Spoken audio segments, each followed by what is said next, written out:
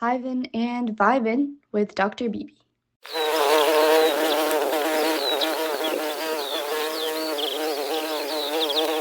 Welcome to Hiving and Vibing with Dr. Bibi. We have with us today Serena Low. Serena Low is a former lawyer, certified root cause therapy practitioner, and trauma informed introvert coach who helps quiet achievers grow into quiet warriors who speak, sell, and lead without acting extroverted. Serena is the host of the Quiet Warrior podcast and the Amazon best-selling author of The Hero Within. Reinvent your life, one new chapter at a time. In 2020, she founded two meetup communities, Quiet Women's Circle and Introverts around the world, to foster social connection among introverts during the pandemic. Serena grew up in Singapore and has called Australia home since 2006. Welcome, Serena, to Hivin and Vibin with Dr. Bibi. How are you doing today? I'm well. Thank you so much for having me, Dr. Bibi.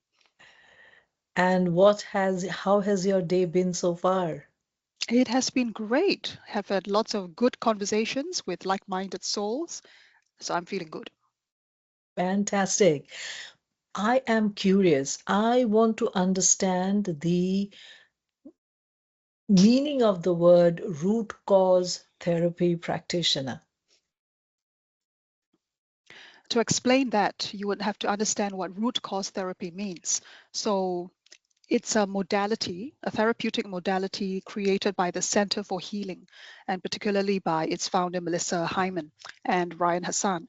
So what it basically does is it's in some ways it takes elements of other modalities like NLP and hypnosis and timeline therapy. And what it does is it helps people to access emotions related to things that have happened in the past that may be keeping them stuck in the present. So, for instance, when somebody says they are always procrastinating over things, they can't take action because they need to be perfect, they need to get one more certification. Sometimes when we ask deeper questions and connect the dots backwards, they realize that in their childhood or in their past somewhere, someone, usually an authority figure, had said things to them that they then internalized and it became part of their identity. And they've carried that belief forward into adulthood. And what often happens is these patterns get played out the same way every time. So they may always feel that they have to shrink, they have to play small in order to be safe, or they have to be perfect, they have to be better than anybody else, and they cannot even allow themselves to be just good enough. It has to be more than good enough in order to be safe or to be approved of or to belong in a group.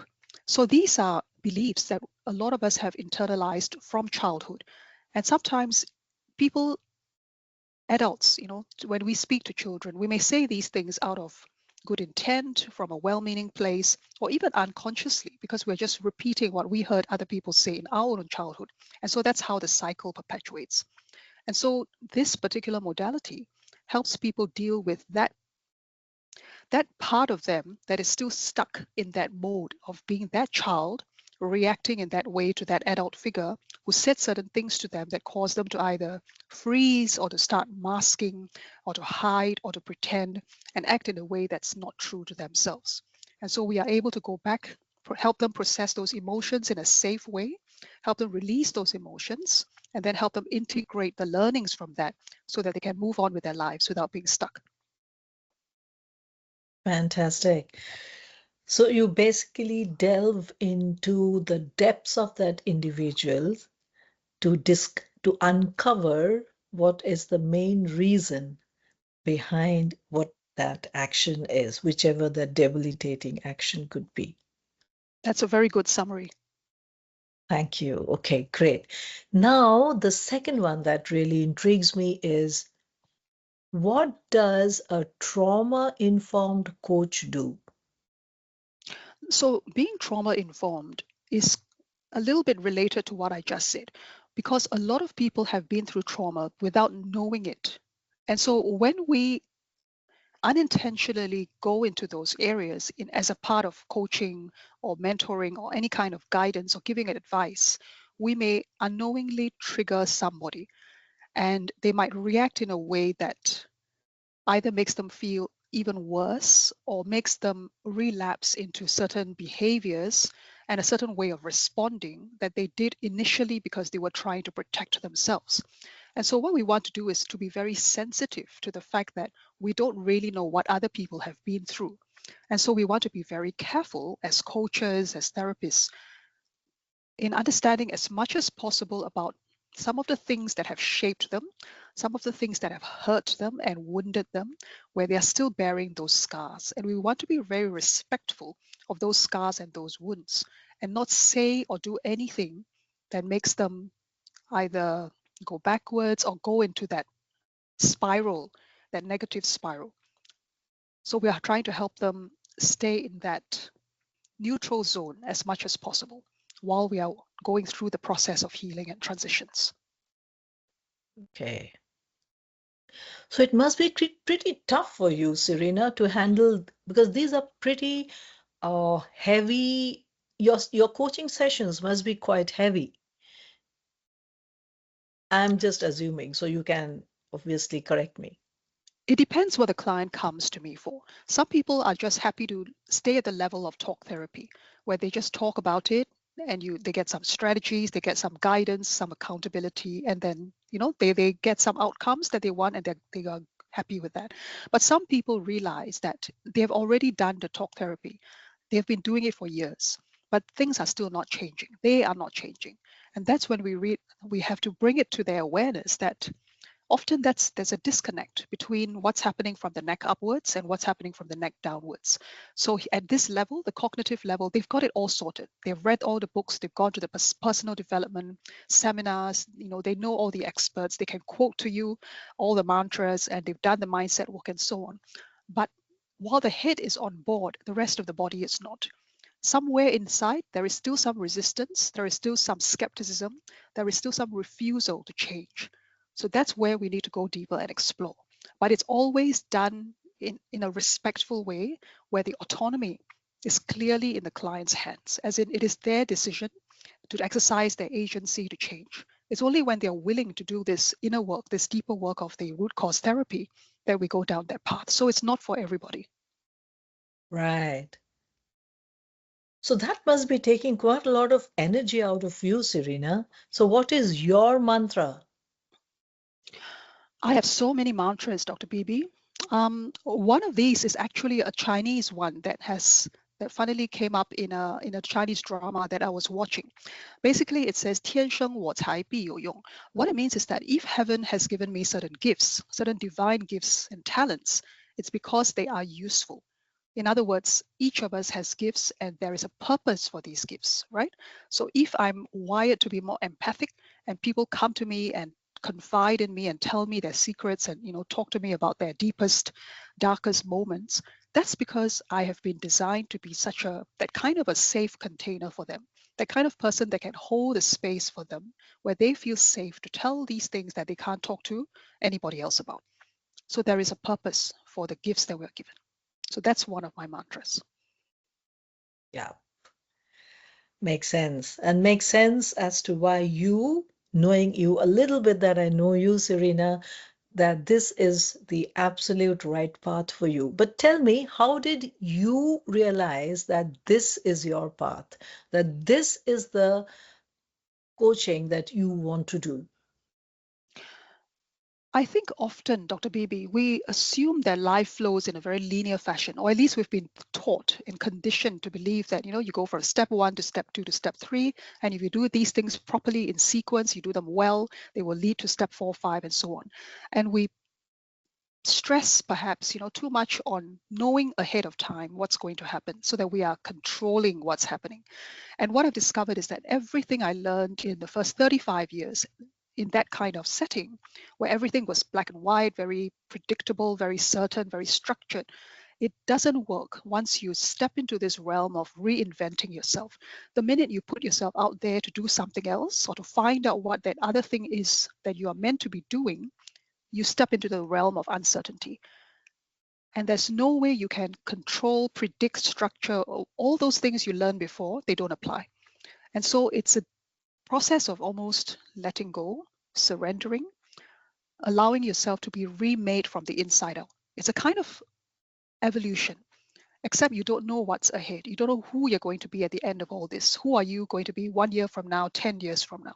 You have no idea. You are, in a sense, making things up as you go. You're learning as you go. You are being shaped as you go. You are co-creating as you go. And there is a lot of uncertainty, a lot of unpredictability. And that's what frightens people about the process of change, because we don't know. And we like to know things. We like to be prepared. We like to anticipate. We like to have plans and policies and exceptions and rules. Those things keep us safe. But as soon as we step out into that uncertainty and try to be somebody else other than the thing that we have been all this time, or that society expects us to be, then, oh my goodness, all the rules go out the window. And you have to exist. You have to find a path through this chaos, this wilderness, I call it, emotional and spiritual wilderness, until things start to fall in place and you start getting those signs and those clues pointing you this way, that way, certain doors opening, certain doors closing, meeting the right people at the right time. And that's how things fall into place. But there's nothing linear about it. It's very, very organic. So if it's okay with you, would you like to share with us what were those trigger points or those changes, those cornerstones that led you into this path of becoming a coach? I would say the very first one would be the day I decided that practicing law was no longer for me. So that was in my 11th year of practicing. And it so happened that one afternoon we were having a work meeting. And in the middle of it, this senior that I had been working with for the first time suddenly asked me and my colleague, "Do you know what's ahead of you if you continue on this path?" And that was, totally not related to what we were there to do. And I was really surprised because I had never thought of that question. I just assumed that every year I will keep doing this thing, I will keep doing it until I retire. But then as he asked that question, I had this vision, and it has never left me. This vision comes back to haunt me every time. And that's how I know I'm on the right path. Because I saw myself going through, time speeding up, and you go into your 40s, 50s, and then you reach your retirement age at 60, 65. And then I look back over the last 30 years and I realize, what if I could have done something else with my life? But I didn't have the courage to step out and find out. And I saw myself inside this golden cage. And inside the cage, I was on a treadmill and I was running endlessly. And for some reason, I couldn't get off the treadmill and I couldn't get out of the cage. I tell you, that vision, Dr. Beebe, that frightened me so much in that moment. And it has stayed with me in my mind ever since. Every time I, decide, I ask myself, am I doing the right thing? Am I on the right path and all? And why did I make that decision? Was it very irresponsible of me? I go back to that vision and I realize that was my warning sign. That was the point, my awakening, if you will, when I realized there has got to be another path. And I only have this one life. If I only just follow the path that everybody else is following, I know what the outcome will be because everybody has already shown me that. But what about the other path, the road less traveled, the one that I have not yet explored? My greatest regret would be at the end of life to not have explored that, because then I would never know. So that's what began this journey towards something else other than law. But as to your question about why coaching, that was because I've always been interested. I'm a sort of emotional detective myself. I'm very curious about people, about human nature, human behavior, why people behave the way they do. Why is it that this person can't get on with that person and this person can get on with that person? Why is it that this person gets noticed more and that person, always gets in trouble or doesn't get seen and valued in the right way? And so there is this eternal curiosity about people and about myself too, to understand myself. So I went for a coaching personal development course just at the time when my younger daughter was finishing kinder and ready to start prep. And I thought, once you start school, I want to do something for myself. It's time for me to turn my attention back to my own path. And so I went for this course for my own purposes to understand myself better. But as those concepts were introduced to me, those coaching concepts, my eyes opened and it felt like my whole world shifted because now I could see things in a different way. I was asking different questions of myself and of other people and looking at life differently. And I thought, my goodness, what is this amazing knowledge and how is it that more people don't know about this stuff? What if I can share this more widely with the people that I know? And so I started on that path. I got certified as a coach, started looking into it, becoming more active in it, running workshops for parents at school, all sorts of things I started doing. But so that has been that journey for the last 14 years. Something that started with me trying to understand myself better, helped me to also help other people to understand themselves so that in the process they can transform their relationship with themselves, but also with other people. Right. So this is how you found out that this is your calling? Yes, yes. And in a sense, it's the same sort of calling because whether it's law or whether it's coaching, it's still about making the world a better place. It's still about making things better for other people, making a difference. It's just a different way of expressing.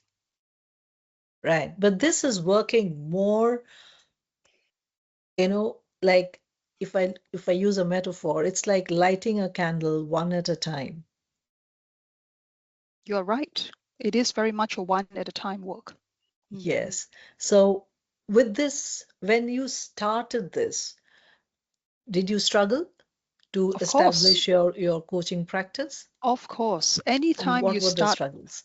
what were the struggles? The first was probably the struggle with invisibility. And that I think for introverts, for quiet achievers who are used to being behind the scenes, that is a perennial problem. Whatever it is they are doing, we are doing, whether it's professionally, whether it's your own business, anytime you are recreating yourself and letting people know that, hey, this is what I do, this is what I offer, there is that push, push, pull. There is this internal conflict because the introvert is wired to want safety and privacy, to stay in the shadows behind the scenes. That's where we are best at doing the thing. And there is that aspect of recreating yourself and conveying the message where you have to put yourself out there and be visible. So there is this tug of war going on inside the person who is introverted. So that is a big problem, visibility. Right. So do you consider yourself to be introvert? Yes, I've always been introverted. I've always been the quiet one, the one behind the scenes. Maybe when I was younger, I might have been described as shy or very reluctant to speak. And the last person to be, to put up my hand for things because I would be overthinking it and I would be very hesitant to be in the spotlight. So I was most comfortable behind the scenes, on the fringes of things, doing my work well, hoping people will notice me, and not really liking to talk to people a lot because I found it very draining energy wise. So how did that change? This coaching requires us to talk. Coaches have to talk. Coaches have to, delve and talk. And especially when some of our clients are pretty reticent, we have to talk. We are the ones who are actually driving it into them. So how do you do it? Doesn't it drain you? How do you manage yourself? So this is about energy management. And what I've learned as an introvert is that it's not that you don't have the energy to talk. It's that we as introverts are very selective about when we talk, who we talk to, and how we talk. So it's not about the capacity, it's about the very strategic use of that energy. I know for myself, my social battery is, let's say 2 hours. So if I have to do something that's very customer facing, very client facing, that requires me to talk a lot, I need to prep myself before the actual talking, do something that's grounding for me, something that's restful, or something that motivates me, right? I charge my own battery up first, make sure it's fully charged. Then when I step onto the stage or I meet the client or do the presentation, I'm at my fullest. I can shine brilliantly. I can convey what I need to in an articulate way, in a well thought out way, using all my best energy without having to be loud. And then I have to make sure that after that interaction, I have to schedule time to recharge, to do nothing for whether it's a few minutes, a few hours, the rest of the day, depending on what the thing was. I need to replenish. So all these have to be carefully thought about and scheduled to make sure that I can manage my energy. Okay, so here's one introvert talking to another introvert. So let us understand, how long does it take you to replenish yourself? It depends on what the thing was. If I go to a networking event that's, let's say, 2 hours long, I am pretty much done for the rest of the afternoon. I can't talk to anyone because, you see, the thing is, what we don't realize is when we are out and about with other people, everybody carries their own energy with them. And you have a combination of all these energies in one room bouncing around. Some energies are on a similar frequency with others, and so they get on quite well. Some energies clash. And sometimes, those of us who are empaths or highly sensitive, we pick up other people's energies very easily.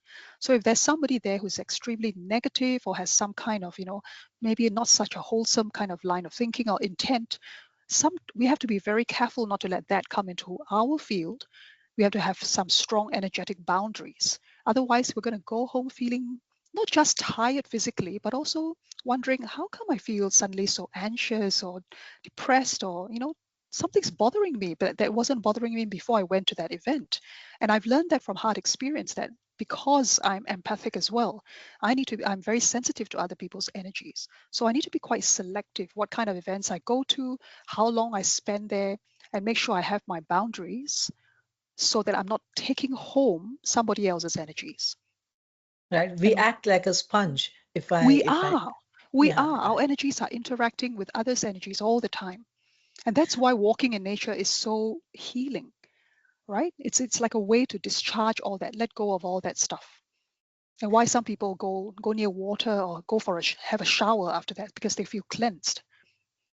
So, but this is something that I feel even others who may not be introverts, but they may not be absolute extroverts also, but maybe extroverts too. I have seen extroverts too wind down. So I have seen that they too have their own ways of replenishing their energy, if you want to put it that way. So that means, in a way, through your practice, your observations, what would it be that are humans replenishing in their own ways? How would you describe the replenishing part of uh, your clients? How do you gather that? How do you gather that information, and how do you harness it? How do I gather the information about what About about my clients? your clients' replenishing nature. Now, what do they Ah, do? Yeah. I ask them directly. We talk about it. Usually Okay. if it's in my online program, there is a module specifically Uh-huh. dedicated to energy management. And that's when we talk about all our rituals. And if people haven't got any, then they start practicing some. The important thing is the self-awareness. Once you realize, hang on, I'm introverted, my energy is finite and my energy is precious, I need to be careful where I spend it. And then they will become more conscious. They won't spend, let's say, hours doom scrolling on Instagram or something like that, because that's another way our energy leaks out of us, by reading things that are, not only not relevant, but are full of drama, full of negativity. And that takes away our attention from things that are important for us to do, but at the same time also fill us with other people's energy that is, it's leading you in a different direction. Right. So from this, what we understand, and how I realize, how we are working ourselves out, is basically from the root of self-awareness. And maybe I could add self-regulation. Definitely. Once you're aware, then you notice the situations in which you get upset easily, where you get triggered. Somebody might say something, and maybe they meant it in a certain way, but you take it another way. And this goes back to what we talked about, with the root cause therapy. Some of us are carrying around those scars from a long time ago. We think we got over it because we're now 40, 50, whatever. But there is still sometimes a person may say something in a certain tone and it just reminds me of this irritating relative or somebody who is very authoritarian or something and said something to you when you were 7 or whatever, and that makes you upset again, as though you were 7, and you react exactly that same way. So then you have to recognize, oh, that's where it comes from. Now let me talk to myself more kindly. Let me talk to that 7-year-old inside me in a nice way, in a soothing way, so that they calm down. And there are things we can do to self-soothe. So self-regulate, self-soothe, so to calm the nervous system, so that we don't think we're under attack and we have to protect ourselves, or we have to run away, or we have to mask, or we have to numb and freeze, and all these other reactionary states. These are ways in which our nervous system gets dysregulated. So we need to go the other direction. And how do I bring myself back down to that neutral state where I'm calm, I'm cognitively clear, I can handle things like a mature functioning person? Great. I get the hang. I'm getting the understanding of how you go about it. Tell us more about your program. So I've got a program called the Visible Introvert Academy. And this is really for the introverted professional woman or the entrepreneur in the early stages who is struggling with this piece about visibility, right? We talked about the internal conflict. I need to put myself out there, but I really don't want to put myself out there. I know I need to go on socials, I need to show up, or I need to speak up more in the meetings at work, but I really don't want to, because I don't want to talk unnecessarily. I don't want people to look at me. I don't want people to scrutinize me and judge me. So there's all these fears that come up, right? Imposter syndrome and all that. So that's where it's important to have that self-awareness. What is this really about?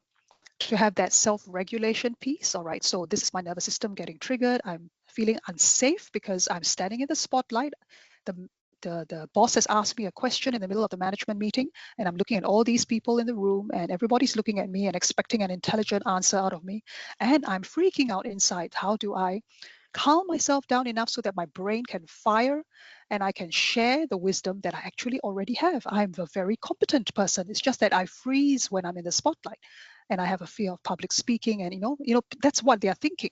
So it's that ability. It's for them the ability to be that visible introvert. And that is a different definition for each person, depending on what they are looking for professionally. So their definition of visibility could just mean being a bit more courageous, being able to speak up in a meeting, being able to lead a team when they are promoted, being able to be the person that brings people together to execute a project successfully, when normally they are the ones that are providing the technical background support. So it's that coming out and feeling safe while standing in the spotlight, standing on stage, and having people look at them. How do they manage themselves so that it's okay? It's okay for me to be seen. I deserve to be here. I belong in this room. I belong at this board table. And my business deserves to be known more widely, because I actually do have a message to share, and I'm here to change people's lives in a positive way. So it's helping them own all of that and integrate all of that, embody all of that in a way that feels safe for the whole body, the whole system. So it's a holistic approach. Right. And this program is how long? It's a 12-week program. And how many modules does it have? It basically has 4 modules. Okay. Yeah. So it follows a certain framework. Would you like to talk about the framework? Well, the framework is called seen. So the introvert's problem is that they know they need to be seen, but they don't want to be seen. They're sort of the best kept secret, right? So seen to me is an acronym. So the S part is about sharpening your skills, which is important because it's not just the competencies we're talking about. It's also the skill of communication, the skill of being noticed, the skill of negotiation and influence, all those things. Those are skills that the introvert has some of them, and some of them can be leaned into even more. So it's recognizing those skills and honing those skills, sharpening those skills, right? And then the first E is for the energy. So that we talked about the energy management part. How do we use our energy? How do we lose our energy? And how do we preserve our energy so that we can do our best work with the energy that we have? And then we have E for ethos. And everybody's ethos will be different. So this is about character. This is about values. This is about, what do you stand for, Dr. Bibi? What is your legacy in the world? Who do you want to be? Who do you want people to know you as? That's your ethos. So we build your outcomes around that, right? And the N is for the nurturing, the nourishing. That's the introvert's gift to the world, in a sense. It's nurturing themselves first so that their battery is charged up and ready to go so that they can amplify their brilliance. But they also have that capacity to nurture other people because they have that ability to listen deeply, to really hold space for somebody else to feel safe, to share about themselves. So that piece is very important. So that's the scene framework. Fantastic. So we have a scene framework, which is what actually is the foundation of how Serena goes about coaching her introvert clients, mostly women. Is it only Yes. women, or do you also look at men? Occasionally, I do have some male clients, but most of the people that come to me are women. Right. So, what is your legacy other than the scene? I'm sure scene will be a legacy that can be carried forward. I would say, actually, legacy is something we think we create forwards, but I suspect it's something that you only appreciate looking backwards. It's actually for the next generation to appreciate. But I would like to think that one of the legacies for me personally as a mother is actually breaking the cycle of trauma. It's because I've done all this inner work and I'm still doing it that I talk to my children differently from the way I was taught to. And in so doing, I'm creating new patterns for my children, a new way of communication. I'm role modeling a different way of parenting, a different way of interacting, a healthy kind of respect that goes both ways. And I'm hoping that, as that continues and as they grow and mature and find their own wings and everything, that they also take that into their lives and into their futures. Because that's how it begins. It starts with breaking that cycle, installing some new patterns that are healthier, and that changes everything. That's the ripple effect. Like what you said, the lighting one candle at a time. Fantastic. How would you like our audience to connect with you?